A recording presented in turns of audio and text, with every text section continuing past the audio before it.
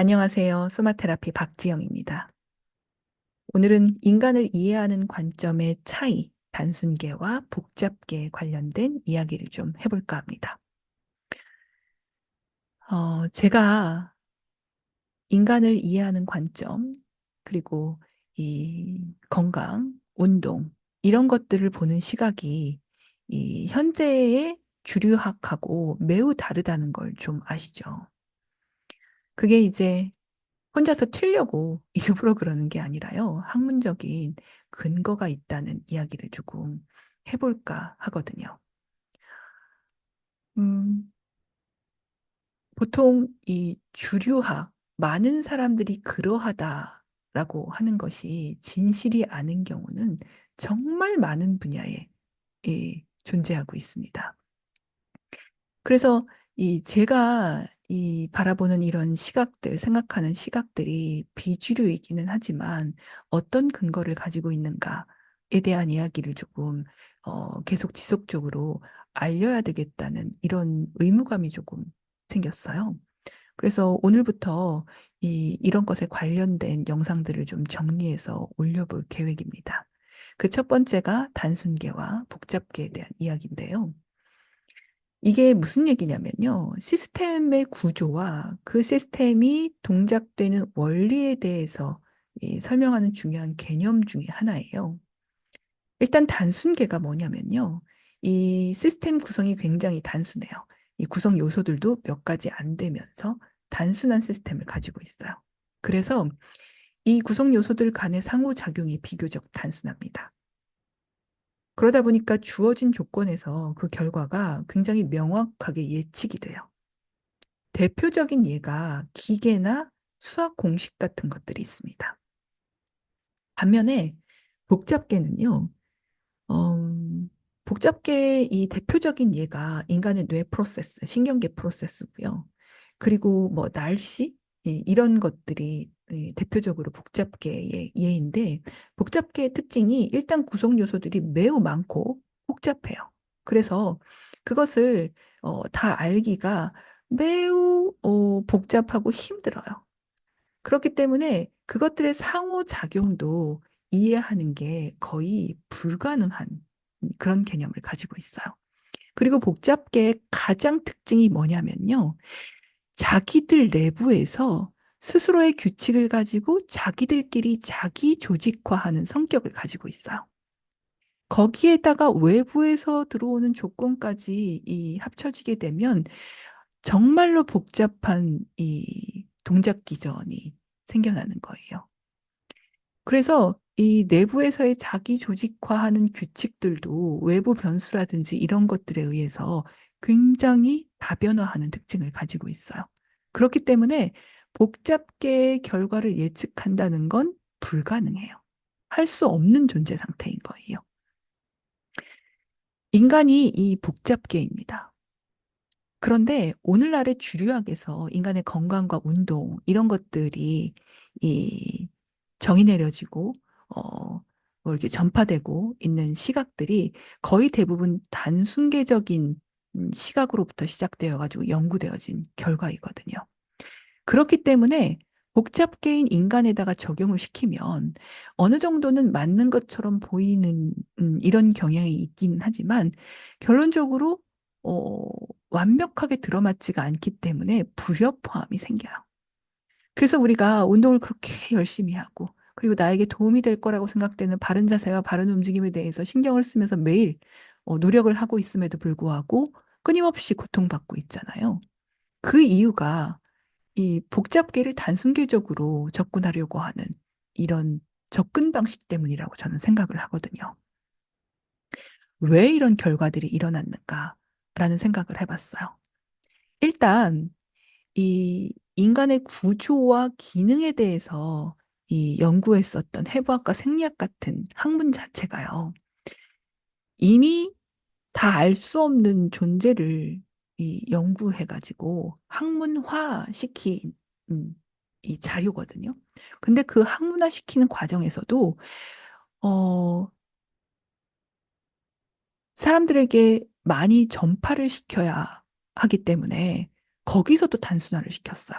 그래서 되게 미세하고 막 이런 움직임들 그리고 이런 이 조직들은 좀 이렇게 탈락을 시키고 대체적으로 크고 뭐 이렇게 바깥으로 결과가 크게 나타나는 것들 위주로 이 해부학이라든지 생리학이라든지 이런 이 학문이 이 발달을 했어요.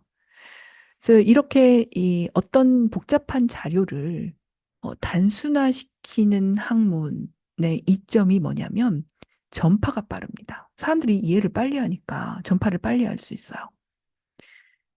어, 지금의 해부학과 생리학의 책들이 이 단순 과정을 거쳐서 이 지금까지 내려온 거거든요. 그런데 이제 사람들이 이런 과정에 대해서는 이해를 못하고 그 책에 있는 것이 인간의 모든 것이라고 착각하면서 그 책에 있는 자료들만 가지고 인간을 연구한 거예요. 그 연구 결과가 오늘날의 운동학이고 움직임에 관련된 지식들이거든요. 그러니까 복잡게 안 맞는 거예요. 그래서 애초에 인간을 바라보는 시각 자체가 존재 상태하고는 전혀 관계없는 단순화시켜가지고 전파하려는 목적을 가지고 좀 약간 성격을 변화시킨 자료를 가지고 이 연구에서 결과를 내다 보니까 이런 이 현상이 벌어진 거거든요. 그래서 제가 인간을 바라보는 이 관점이 이 복잡계적으로 바라보기 때문에 주류학하고 굉장히 다른 것처럼 보이는 거예요. 그래서 이렇게 단순계적인 이 시각을 가지고 결론 지은 학문에서 인간에게 어떻게 하나요?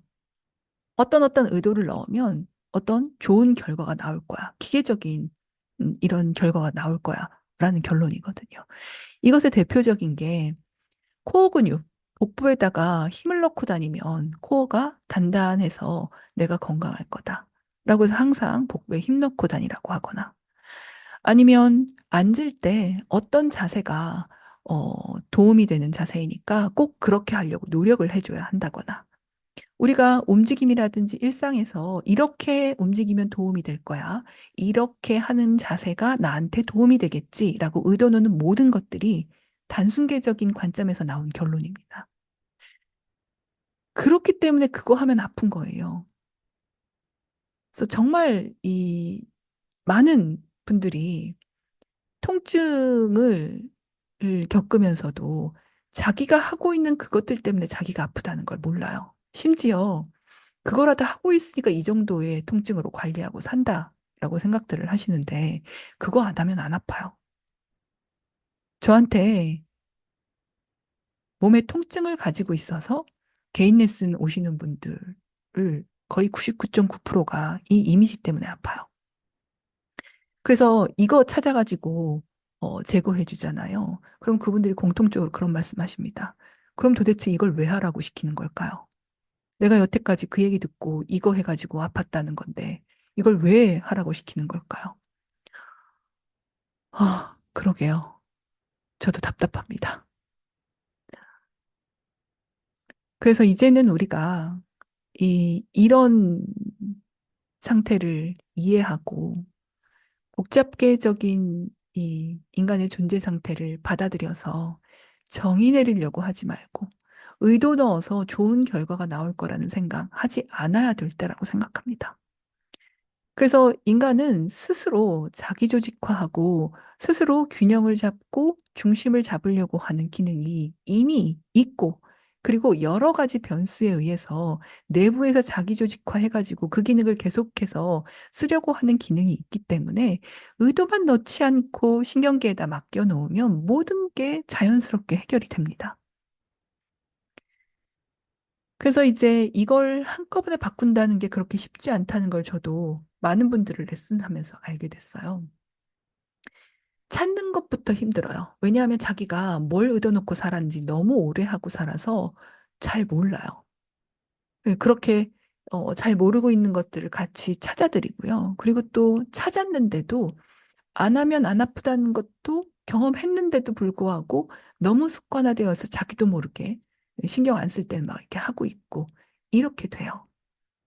그래서 이런 작업들이 이제 이 건강을 위해서 그리고 나를 위해서 저는 이제 이런 작업들이 사람들에게 정말 필요하다고 생각합니다. 그게 소마틱스, 소마테라피에서 하고 있는 작업이에요. 단순하게 인간을 바라보면서 결론 지으려고 하는 게 아니라 복잡한 존재 상태라는 걸 이해하고 그대로 순리대로 따르는 거죠. 그러면 정말로 아프지 않을 겁니다. 오늘은 여기까지 이야기를 해보고요. 다음 시간에도 우리가 단순계적인, 복합계적인 이런 차이들에 대한 이야기를 조금 나눠볼게요.